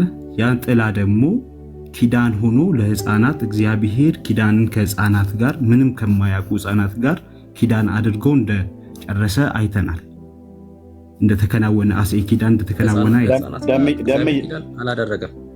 ደምዬ አንደኛ የምናስበው ብሎ የሚለውን ቃል አውጣው። እኛ አይደለን የሚያስብነው፣ እኛ አስበን አይደለንም። እነዛ በብሉይ ኪዳን ጥላ ሆነው ወደ ክርስቶስ ኢየሱስ የመጡት ለምሳሌ ቅድም እንደተነገረው ይከተላቸው ከነበረው አለት ጠጥተዋል፣ ያ ማለት ክርስቶስ ነበረ ናም ነገር ብሎ የሚለውን ራሱ ሐዋርያው ነው። ለምሳሌ አሁን የእግዚአብሔርን ቃል የሚያበራየውን በሬ አፉን አትሰረው ተብሎ ተጽፏል አለ። ይህንን አሁን እኛ ቅዱስ ጳውሎስ ባይፈታው ኖሮ እግዚአብሔር መንፈስ ቅዱስ የቃሉን ሬቬሌሽን ባይሰጠህ በቃ 4 እግር ስላለው በሬ ነው የምናያወራው ብለን የምንለው። ይሄ ክፍል የተጻፈው ዘዳግም ላይ ነው።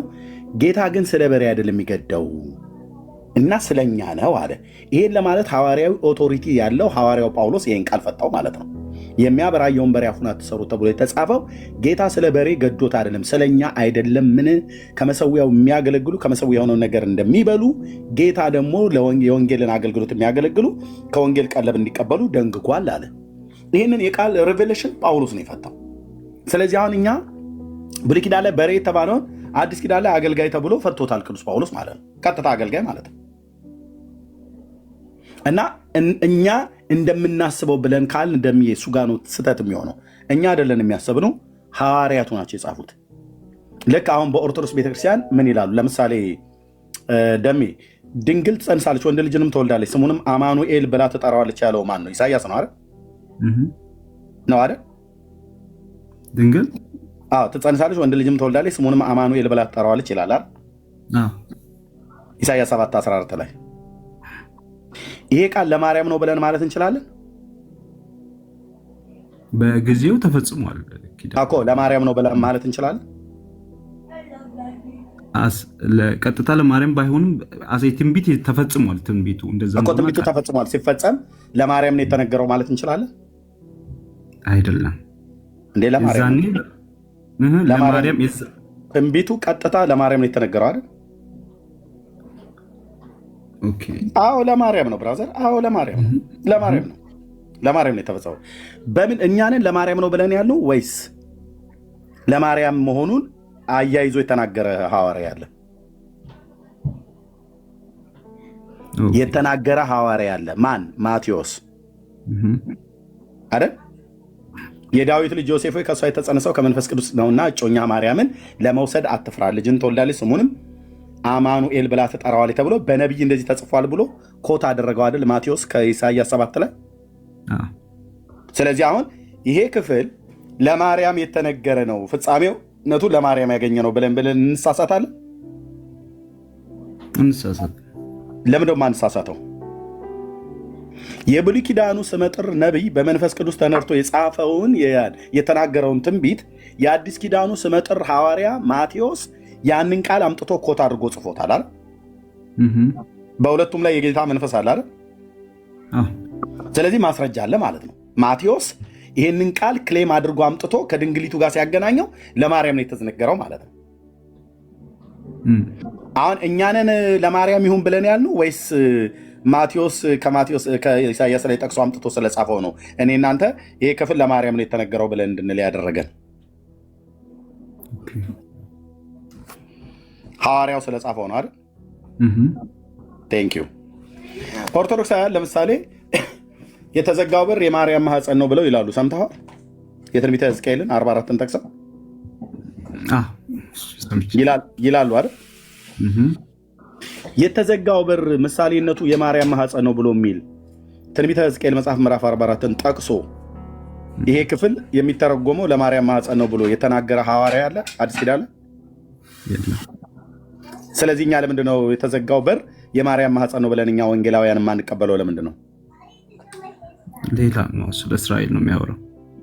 ለእስራኤል ነው የሚያወራው። ስለዚህ እኛ የማንቀበልበት ምክንያት ለምንድን ነው? አንድም ለእሱ አልተጻፈም። ስለዚህ ሐዋርያቱ ልክ ቅድም ማቴዎስ የኢሳያስን አምጥቶ ጠቅሶ ማረጋገጫ አድርጎ እንደነገረን የትንቢተ ሕዝቅኤልን ምዕራፍ 44ን ዋቢ አድርጎ ከማርያም ማህፀን ጋር አገናኝቶ የተረጎመ ሐዋርያ የለም ማለት ነው።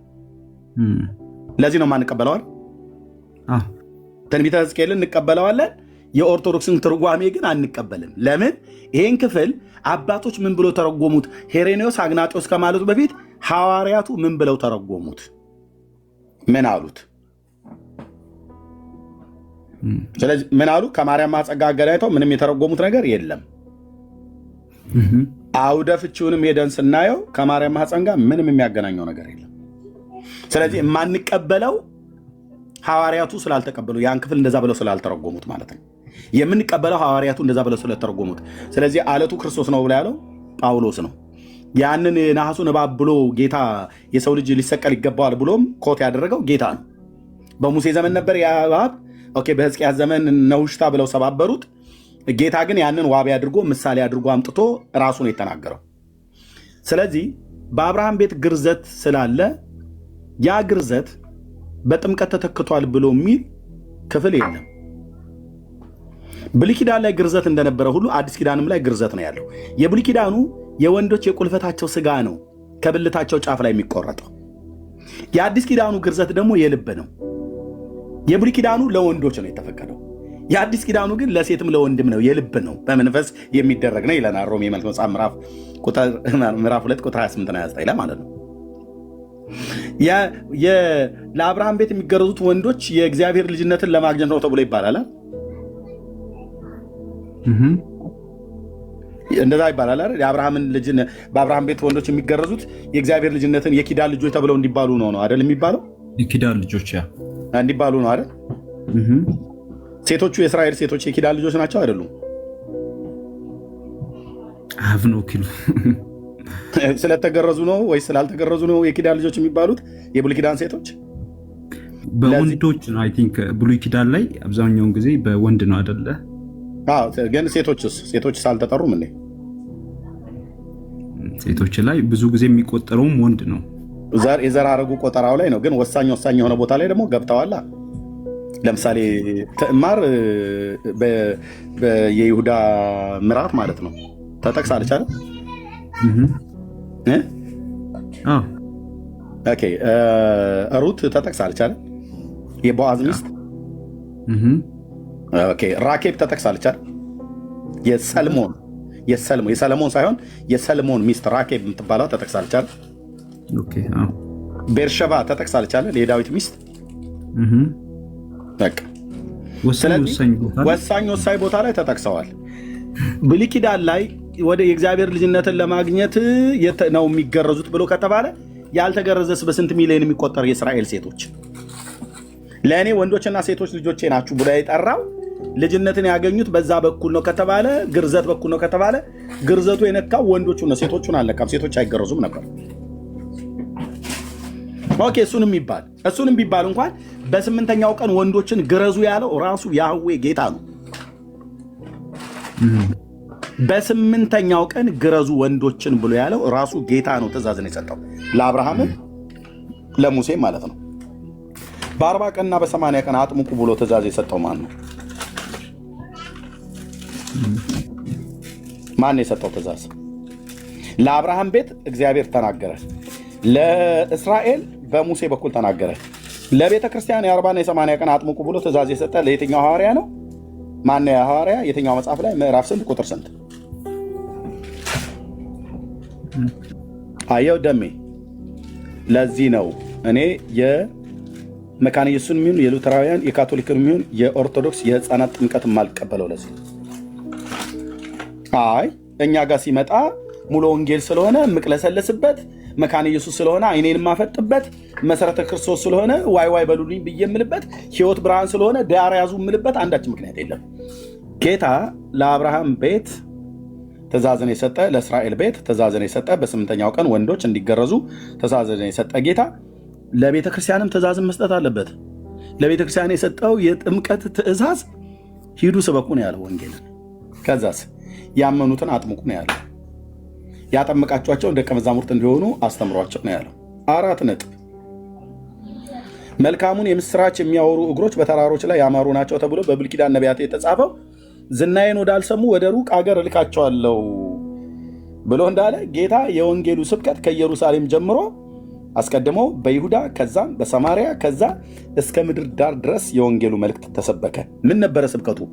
ኢየሱስ ለበደላችሁና ለኃጢአታችሁ ሞተዋል፣ የአብ ልጅ የዳዊት ልጅ ያድናል፣ በስሙ ንስሐና የኃጢአት ይቅርታ ከኢየሩሳሌም ጀምሮ ለአሕዛብ ሁሉ ይሰበካል። ለዚህም ነው በወጡበት ከተማ በሄዱበት ከተማ ሁሉ ጌታ ነው አይደል የሰበኩት። ሲሰብኩ ሰዎች ሰሟቸው አይደል? የሰሙ ሰዎች አመኑ፣ ልባቸው ተነካ፣ አመኑ ይላል አይደል? እዛው ኢየሩሳሌም ውስጥ ያመኑትን ሰዎች አጠመቁ አላጠመቁም? አጠመቁ። ከዚህ ውጭ ህፃናትን አጥምቁ ብሎ ያለበት ክፍል አለ ጌታ? ኦኬ የለም። ችግር የለም። አሁን እሺ እንትን የሚባል ጥንተ አብሶ የሚባል ሀሳብ አለ አይደለ? እሱ ነው ትቀበለዋለህ ወይስ የለም ወይስ አለ? እዛ ጥያቄ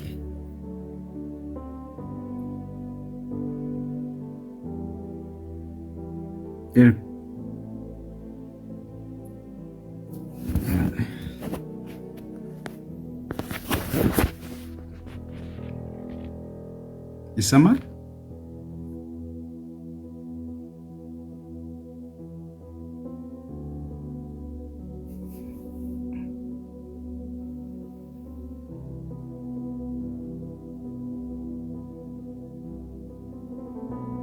ኤርሚ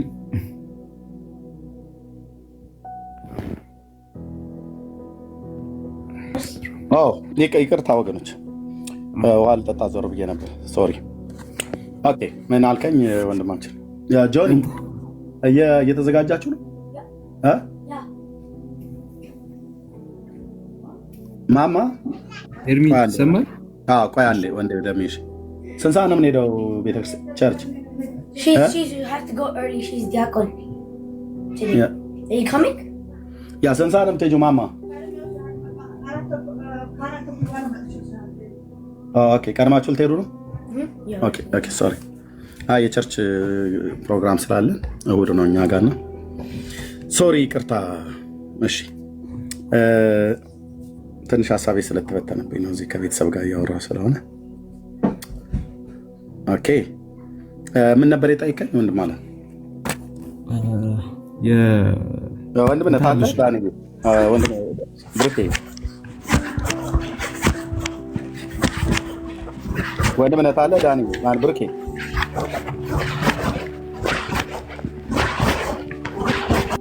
በሊ እንዴ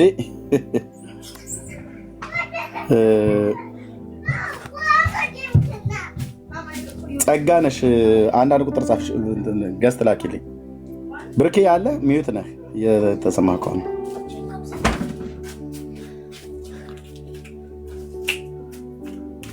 እሺ። ብሩኬ የለም። እሺ ኦኬ። እሺ ንገረኝ እስቲ ወንድማችን ምንድን ያልከው? ጥንተ አብሶ ነው ያልከው? እስቲ ስለሱ ነገር አንዳንድ ነገር በለን። ኦኬ ስለ ውርስ ኃጢአት ማለት ነው። ኦኬ የውርስ ኃጢአት አለ የለም ብሎ በሚል እኔ ያለ ነው ብዬ የምለው የሰው ተፈጥሯዊ ባህሪ የወደቀ ማንነት አለ። ከአዳም የተካፈል ነው ማለት ነው። በዘሩ ላይ የመጣ አለ። ሰዎች የለም የምንካፈለው የለም ተብሎ ይባላል። በኦርቶዶክስ ተዋሕዶ ቤተክርስቲያን አለ ብለው ይላሉ፣ የለም ብለው ይላሉ። እኔ እንግዲህ ከዛ ስለመጣው ማለት ነው። ድቀተ ባህሪ ተካፍለናል፣ ሲምፕል ኔቸር ተካፍለናል። ከዚህም የተነሳ በአዳምና በዘሩ የሚሰራ የነበረው ነገር ወደ ልጆች ሁሉ ተላልፏል ብሎ የሚለው ነገር ይገዛኛል። አንተ የለም ነው የምትለው? አለ ነው የምለው። አለ አይደል? ያስማማናል ማለት ነው። ታዲያ ህፃናት የላባቸውም ወይ? አሁን እሱ ነው ሀሳቡ አይደል? አከራካሪ። ኦኬ ህፃናት አለባቸው የለባቸውም ከምን ጋር በተገናኘ ነው? አሁን ህፃናት ስላለባቸው ነው የምናጠምቀው ብለህ ለማለት ነው? ጥንተ አብሶ ስላለባቸው ነው። ኦኬ ዋናው ትልቁ ነገር ስለሱ ነው ማለት ነው። ኦኬ ኦኬ ኤርሚ ኤዲ ወይት እሺ፣ አንድ ይቅርታ ከመጀመሪያ በፊት አንድ ነገር ልበል ብዬ ነበር። ኦኬ እሺ፣ ስትሰጠኝ እላለሁ። እሺ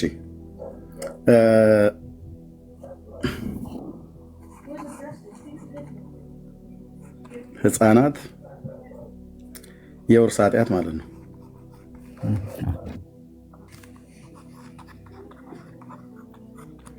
የውርስ ኃጢአት ስላለባቸው ነው አይደል የሚያጠምቁት ህፃናት አጠማቂያን።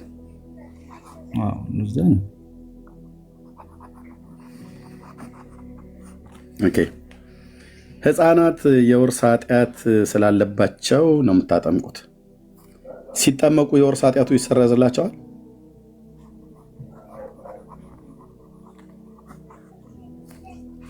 ሲጠመቁ የውርስ ኃጢአቱ ይነሳላቸዋል?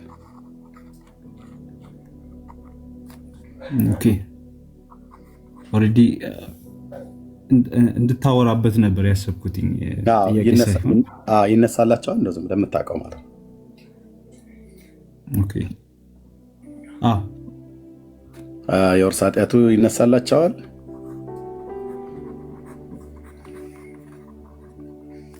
አዎ ብለኸኛል።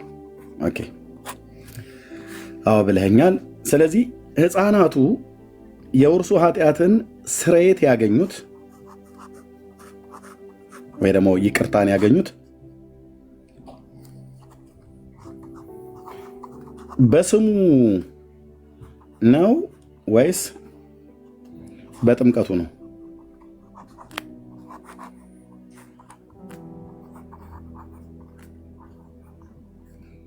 ይህን መጠየቅ ያለብን። በስሙ ነው። በስሙ ነው። በስሙ ለማግኘት ጆኒ ስቶፕ ኢት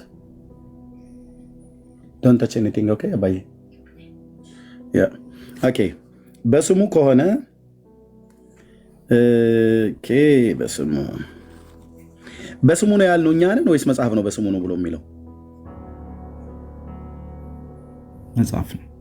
መጽሐፍ ነው በስሙ ብሎ የሚለው። የኃጢአት ስርየት መጽሐፍ ነው የሚለው።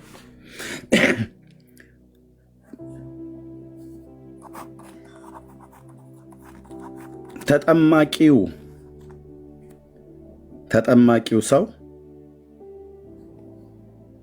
የኃጢአቱን ስርየት ወይ ደግሞ የኃጢአቱን ይቅርታ ለማግኘት የጌታን ስም መጥራት አለበት የለበትም?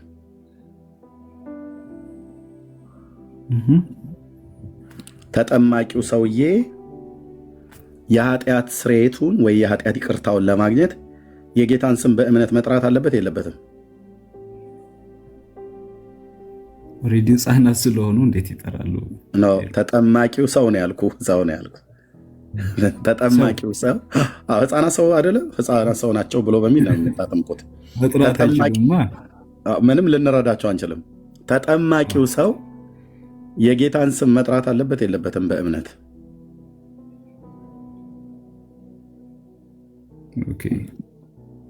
አለበት የለበትም? ደምዬ መጥራት አለበት አለበት ብዬ ያልኩት እኔ ነኝ ወይስ ደሜ ነው ያለው?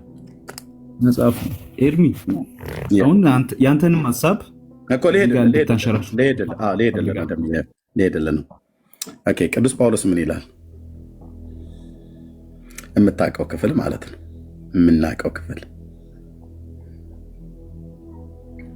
ኢየሱስ ጌታ እንደሆነ ባፍህ ብትመሰክር እግዚአብሔርም ከሙታን እንዳስነሳው በልብ ብታምን ምን ይላል? ምን ይላል? ኦኬ ይድናል። ሰው በልቡ ሳይመሰክር በልቡ ሳያምን ባፉ ሳይመሰክር ይድናል?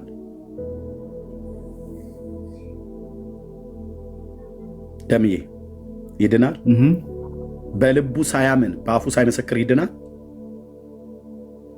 ኦኬ በዚህ ክፍል አንጻር አይድንም። በቃ ጳውሎስ ነው የጻፈው። ገላትያንም የትኛውን መጽሐፍ የጻፈው ጳውሎስ ነው። እኔ ለዚህ ነው አቋሜ፣ ልብ በሉ ዛሬም ነገም የማይለወጠው አቋሜ። ወንድማችን ደግሞ የመካኒስ ቤተክርስቲያን ወንድም ነው። አቋማችን እንደ እግዚአብሔር ቃል ሊሆን ይገባል። የሐዋርያቱን ትምህርት ዲናይ አድርገን ህፃናት ሳያምኑ ስሙን። ምክንያቱም የኃጢአት ስርየት በማን ነው ይላል? በስሙ ነው ወይስ በጥምቀቱ? ኦኬ ህፃናቱ የውርስ ኃጢአት ስላለባቸው የምታጠምቁት የኃጢአት ስርየትን እንዲያገኙ ነው። የኃጢአት ይቅርታን ማለት ነው። ይህን የኃጢአትን ይቅርታ ለማግኘት ነው ሲጠመቁ ሰው የውርስ ኃጢአቱ ይነሳላቸዋል ብዬ ስለ አዋልከኝ። ይህንን የኃጢአት ስርየቱ ከህፃናቱ ላይ የተነሳው በስሙ ነው ወይስ በጥምቀቱ ነው አልኩ። በስሙ ነው አልከኝ። በስሙ ከሆነ ተጠማቂው ሰው የጌታን ስም መጥራት አለበት በምን? በእምነት ማለት ነው። ሲጠራ ስሙን እየጠራ ተጠመቅ ነው ያለው። ስሙን መጥራት አለበት፣ በስሙ ማመን አለበት። ምን ብሎ ነው ማመን ያለበት? ኢየሱስ ጌታ እንደሆነ ሰዎች ስላንተ ቢመሰክሩልህ አይልም። እንደ ኦርቶዶክስ ቤተክርስቲያን አጥማቂ ስለነበርኩ ወይም ዲያቆን ስለነበርኩ ማለት ነው። ያውም የኒቅያን ክሪድ እኮ ነው። ጸሎተ ሃይማኖት ነአምን በአሐዱ አምላክ እግዚአብሔር አብ አሐዜ ኩሉ ዓለም ብሎ ማለት ነው። አንድ ሰው ስላለለት ለሕፃኑ ሰውዬ ዳን አትለው። እራሱ ሰውየው ነው ኮንፌስ ማድረግ ያለበት፣ ተጠማቂው ሰውዬ ማለት ነው። ሁሉን በፈጠረ አንድ አምላክ በሚሆን በእግዚአብሔር አብ እናምናለን ብሎ የክርስትና አባቱ ስለሱ ስለሚጠመቀው ሕፃን ስላወራለት አይድንም። ጳውሎስ ያለው እራሱ ተጠማቂው ሰውዬ እራሱ የሚጠመቀው ሰው ኢየሱስ ጌታ እንደሆነ በአፉ መመስከር አለበት። በአፉ ለመመስከር በልቡ ማመን አለበት። በመጀመሪያ በልቡ ለማመን ስብከተ ወንጌል መስማት አለበት። ስብከተ ወንጌልን ለመስማት ስብከተ ወንጌልን የሚሰብኩ ሰባኪዎች መላክ አለባቸው። ስለዚህ የተላኩቱ ሄደው ወንጌል ይሰብካሉ፣ የምስራቹን ቃል ይሰብካሉ። ኢየሱስ ለበደልና ለኃጢአት ሞተ። እግዚአብሔር አንተን ወዶሃል፣ ልጁን እስከ መስጠት ድረስ ወዶሃል። ልጁ መጥቶ ነፍሱን እስከ መስጠት ድረስ ወዶሃል። በስሙ ብታምን ንስሐንና የኃጢአት ስርየት ወይ ደግሞ የኃጢአት ይቅርታን ታገኛለህ። ጌታን ተቀበል። ክርስቶስ ለበደልና ለኃጢአትህ እንደሞተ አንተንም ስለማጽደቅ በሦስተኛው ቀን በቅዱሳት መጽሐፍት እንደተጻፈ ከሙታን እንደተነሳ ብታምን ትድናለህ ብለን ሐዋርያ ያለውን ቃል እንሰብከዋለን ማለት ነው፣ ቃል እግዚአብሔር። ስለዚህ ሰውየው አዎ አምናለሁ፣ እኔ በደለኛና ኃጢአተኛ ነኝ፣ እግዚአብሔር ልጁን ልኮ በእኔ ምትክ እንዲሞት አድርጎታል፣ ቤዛ ሆኗል። ስለዚህ አምናለሁ፣ በደለኝነቴን አምናለሁ፣ ክርስቶስ ጻድቅ ጌታ ለእኔ በደልና ኃጢአት እንደሞተልኝ አምናለሁ። መሞቱን ብቻ ሳይሆን ከሙታንም እንዳስነሳው አምናለሁ። በምን? በልብ። ይህን ሲል ይድናል ማለት ነው። ሕፃናት ይህን ማለት ይችላሉ? ወደ ወንድማችን እንደሚሄ አይችሉም። ስለዚህ ነው የሕፃናት ጥምቀት እኔ ዜሮ ነው ብዬ ነው። ኦኬ። ከዛስ ሰው ሕፃናት ሰዎች ናቸው ብለው ነው የሚያጠምቁት። መካነ ኢየሱስም ሉተራውያንም ኦርቶዶክስም ካቶሊክም ሰው በዓለም ተወልዷልና ብሎ ከማቴዎስ ላይ ጠቅሶ ሕፃናትን የምታጠምቅበት ሰው ስለሆነ ነው ይላሉ። ኦኬ። ያ ሰው ያው እዚህ ጋር መጥቷል። ሰው በልቡ አምኖ ይጸድቃልና በአፉ መስክሮ ይድናልና። ሰውየው ለመዳን በአፉ መመስከር አለበት። ሰውየው ለመዳን በልቡ ማመን አለበት። 4 ነጥብ። እግዚአብሔር ከዚህ ውጭ የማዳኛ መንገድ የለውም። እግዚአብሔር ከዚህ ውጭ የማጽደቂያ መንገድ የለውም። ለመካነ ኢየሱስ ብሎ ሲል አዲስ ስርዓት አይሰራም ጌታ። ለሕፃናት አጥማቂያን፣ ለኦርቶዶክስ፣ ለካቶሊክ፣ ለሉተራውያን ሲል አዲስ ስርዓት አይሰራም ጌታ። እንግዲያው ያወራን ቅዱስ ጳውሎስ ነው። ይህንን ሐዋርያ ማንም ዲና የሚያደርግ የለም። ኦኬ። በቃ ከኢየሱስ ቀጥለን የምንጠራ ሐዋርያ ይህንን ያለው። በሱ በኩል የተነገረ ደግሞ በመንፈስ ቅዱስ ኢንስፓየር እየተደረጉ ነው የጻፉት አባቶች ሐዋርያት። የእግዚአብሔር ቃል ሰው በዓለም ተወልዷልና ይላሉ የአንዳንድ የመካነ ኢየሱስ ቤተክርስቲያን አገልጋዮች። ሕፃናትን የምናጠምቅበት ሰውን ሁሉ አጥምቁ ብሏል። ሰውን ሁሉ አጥምቁ አላለም ጌታ ሲጀምር። የቱ ጋር ነው ሰውን ሁሉ አጥምቁ ብሎ የሚል ያለው? ሰውን ሁሉ አጥምቁ ሳይሆን ያለው ለፍጥረት ወንጌልን ስበኩ ነው ያለው። ለፍጥረት ምን ለፍጥረት ማነው? ፍጥረትን አጥምቁ አላለም። የትኛውም ክፍል ላይ እንደዛ አይልም። የትኛውም ክፍል ላይ ለፍጥረት ወንጌልን ስበኩ።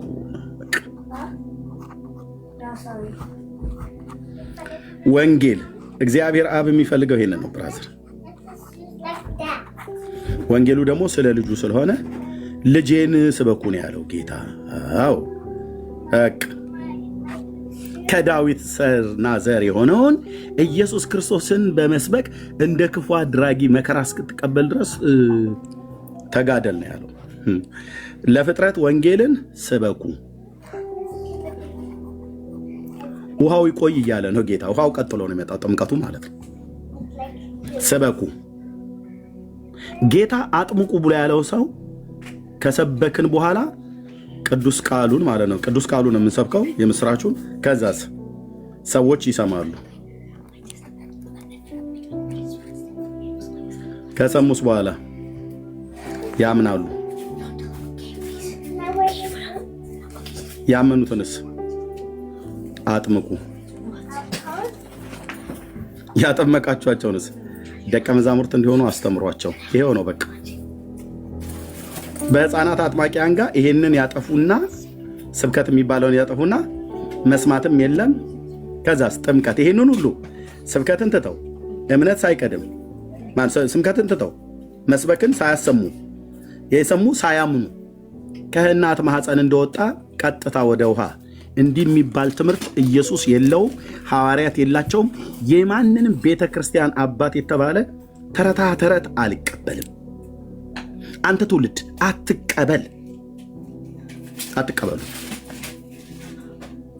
አትቀበሉ። ወንድሞች እናቶች፣ በፈለጋችሁት ቤተክርስቲያን ስርዓት ውስጥ ደግሞ ኢየሱስ ክርስቶስ ምን አለ? ሰው ለማመን ሰው ለመዳን በልቡ አምኖ ነው የሚጸድቀው፣ በአፉ መስክሮ ይድናል። መጽሐፍ ይላል የሚለው ነው ደሜ መጽሐፍ አየኮት አረገ ማለት ነው ቅዱስ ጳውሎስ።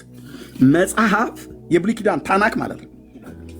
በእርሱ የሚያምን ሁሉ አያፍርም ይላልና መጽሐፍ አየ እንደዚህ እያሉ እነሱ የጻፉት። የዘንድሮቹ መጽሐፍ ጥቀሱ ብለን ስንላቸው የሶሪያ ሀገር ላይ ተወልዶ ያደገው የዚህ የእስክንድሪያው ከተማ ውስጥ አጎቱ ነበር የእሱኛው የአክስቱ ልጅ ብሎ ይጀምርላል። አቦ ተረት አታውራብኝ ብራዘር፣ ተረት አታውሩብን እኮ ነው የምንለው። ከአንጾኪያ ቤተክርስቲያን ሽማግሌ አትጀምር ስለ ሕፃን ጥምቀት ስታወራ። እዚህ በማልታ እንደ ሴት ላይ ለጣሊያን ቅርብ የነበረች በሜዲትራኒያን ባህር ውስጥ የምትኖር ብሎ ይጀምርላል። የሆነ ጢማም ሰውዬ ማልታ እንደ ሴት ላይ የነበረ የቤተክርስቲያን አባት ነው። ኦኬ አከብረዋለሁ። እማከብረው ግን ከቅዱሳት ሐዋርያትና ከቅዱሳን ነቢያት ከሁላችን ጌታ ከሆነው ከኢየሱስ ክርስቶስ ትምህርት ጋር የማይስማማ ከሆነ እዛው ማልታ እንደ ሴት ላይ ይቀመጣል። እዛው በአካባቢው ይወዳደር።